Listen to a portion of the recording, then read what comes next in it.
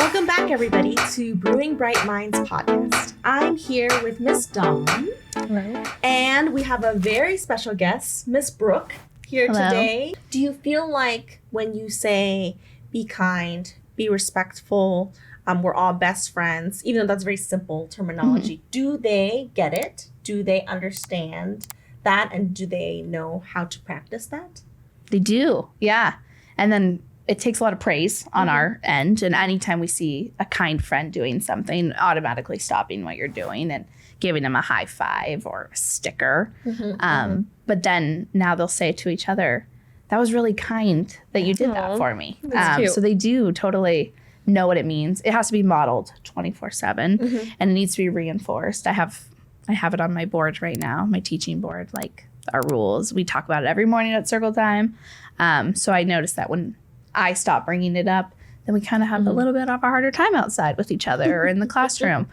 Just remembering those simple rules and just keep telling them and praising them for being kind. So essentially you set up these rules at the beginning of the year, but you don't just throw it out the window after the second week of school. You keep talking about it. Yeah. And then if we're not being kind, I will stop what we had planned.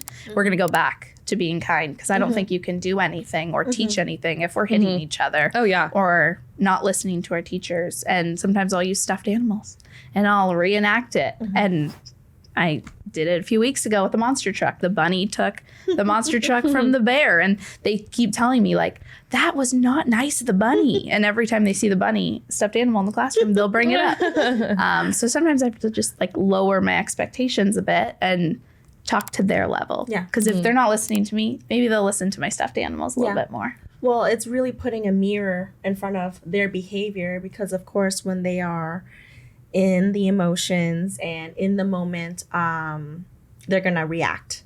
But if you put a mirror in front of them, like, look, this is what you look like when you are behaving this way. And that is not okay.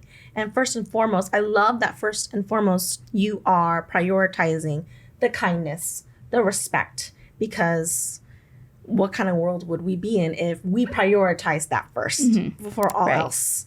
And so in the classroom, if we build those foundations and do that day to day, as much as it is taking away from possibly whatever lesson is going on, you're building in their mind that comes first. That's your job first. And that will only help elementary school teachers, in my mind, right? If I send a kid to kindergarten who's kind and respectful, that's going to be huge. Oh, yeah. And they're going to be, the best helper in the class. So. Yeah, even just in beyond kindergarten, all throughout elementary school and even in upper, middle school, high school, all of that stems from early childhood, and who you are as an adult is from the foundation of early childhood. That's why it's so important. In the first 5 years, all of your, uniqueness and things that you've learned and your personality, it stems from how you were as a child.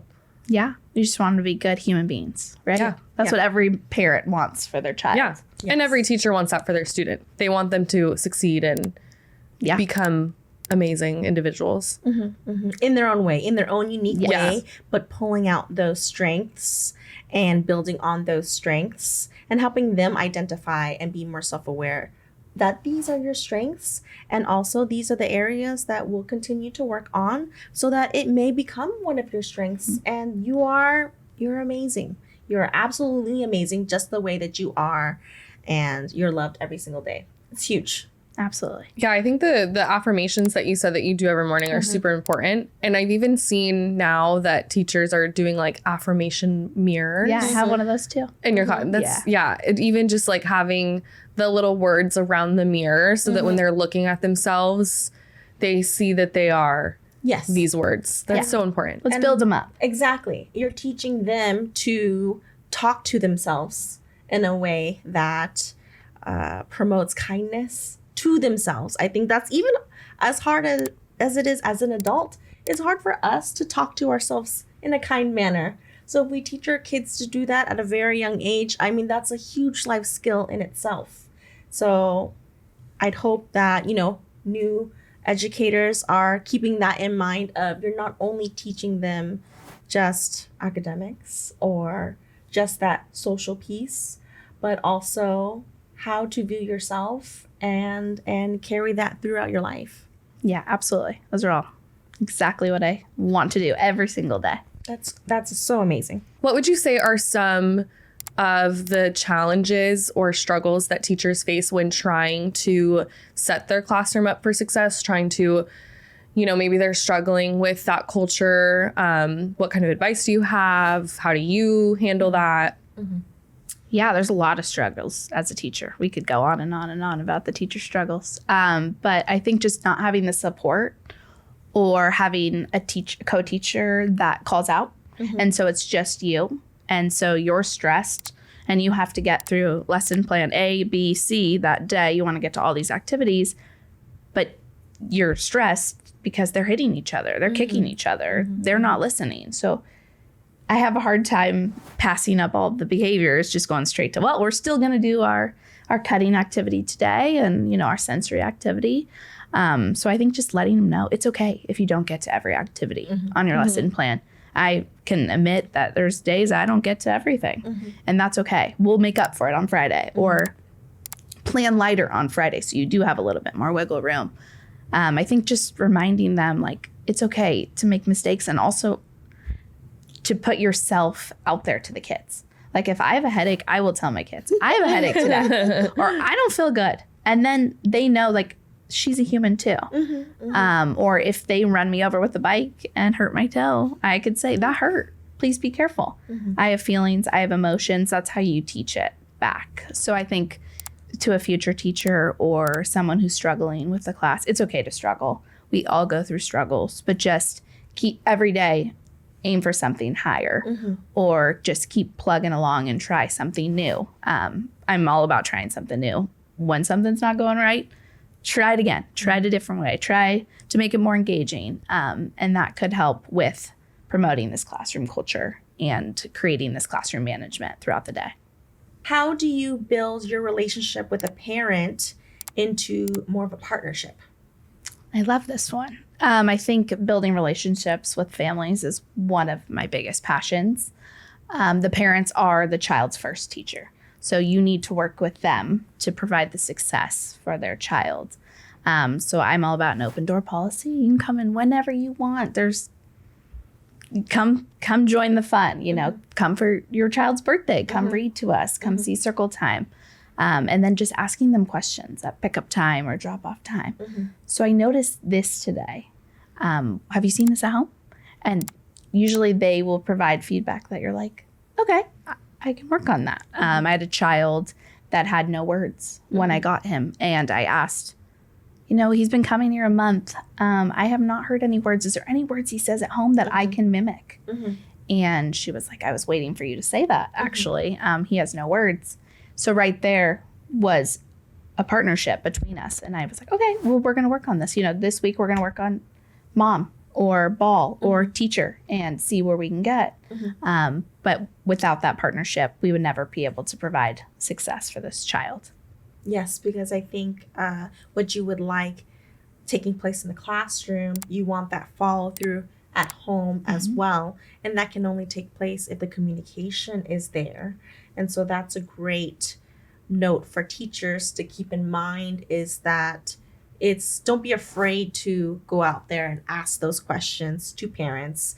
Maybe they feel like it's harder to approach you, so they wait for you to approach them. And it could be the simplest of questions that just kind of breaks the ice, but also shows the parent that you notice.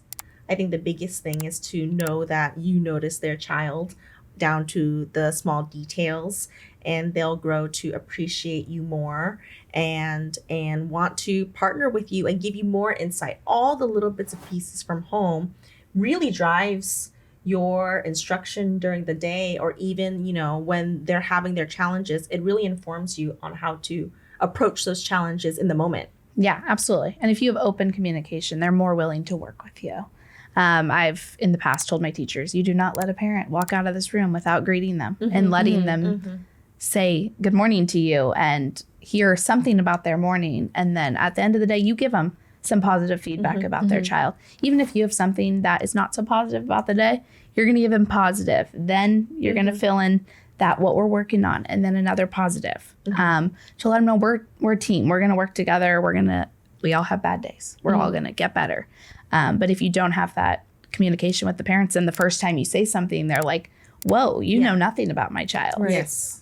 It's also important. I liked what you said about greeting the parent. And I was going to note that greeting the parent by name so that you are treating them as an individual and not just so-and-so's parent. And so saying, good morning, so-and-so, how was your weekend? How was your night last night? Have a great day. Something so simple, but having that intimate conversation so that those relationships can be built. Because if you just never go beyond, hi, have a great day, then you're never going to get the little pieces of home life like you were just talking about. Yeah. And some of my favorite moments in the 7 years of ECE are the families that I've created. Oh, yeah. And with the children and all of that comes with it. There's some hard moments with that, but it's actually some of my absolute favorite adventures have been with these families and who have now become part of my family. Yeah. Because I've helped raise their most important possession. Yeah. Yes. Yeah. You literally become a family. You become part of the family. A teacher is so important because of that very fact, is that that's something that your child will remember forever, hopefully, or just for, a very long time, depending on how old they are. And just having a little member of the family outside of the house, it's so important. And hearing about them, even after they graduate your class. Like I get text all the time, so-and-so did this today, or they performed in the talent show, and we know that's because of you, because you built their confidence up and things like that. I'm like, that makes my whole day, or my whole year, because all I want is for them to thrive. And I think about them and the fact that their family still think about me. Absolutely. Yeah. It starts with just a simple, hey, how are you? How was your weekend? And it builds into so much more. But it takes a partnership on both ends. Yeah, and they, like you're saying, whenever something amazing happens, you're the first they want to share it with. And then for you to be that valued is so special. And then when they're having challenges, again, they are coming to you because you know their child. You know them so deeply. And so what do you think, Miss Brooke? How should I approach this? And that's just such teamwork and something special. And then when they do hit their milestones or achieve something amazing, the pride that you feel together as a team is not measurable. It's something so amazing that you can only do in this type of setting. Yeah, and so worth it. Yeah, all the hard days are so worth all that and the big achievements that these kids have. So absolutely. Well, thank you so much, Miss Brooke, for joining us today. It was amazing to hear your insight on your experience in the classroom and teaching new educators of the future. Thanks for having me.